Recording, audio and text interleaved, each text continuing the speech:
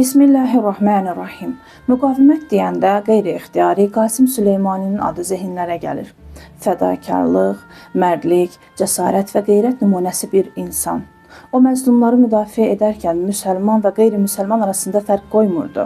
Hegemon və tağut qüvvələrinin zülmünə məruz qalmış bütün məzlumların fədakar müdafiəçisi idi.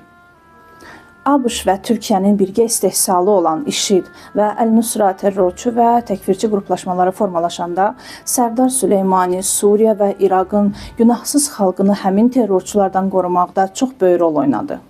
Hacı Qasim özünün təşkil etdiyi könüllü birləşmələrin köməyi ilə 6 il ərzində bu iki ölkədəki terrorçuları məhv etdi.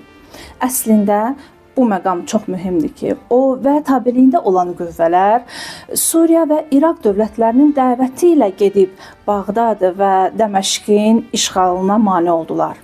IŞİD təkfirçi qruplaşmasının bir zaman rəhbəri olmuş Əbubəkir Bağdadi açıqlamasında deyib, İraq ordusu Qasim Süleymaninin qüvvələrinin planı və işbirliyi ilə bizə qalib gələ bildi.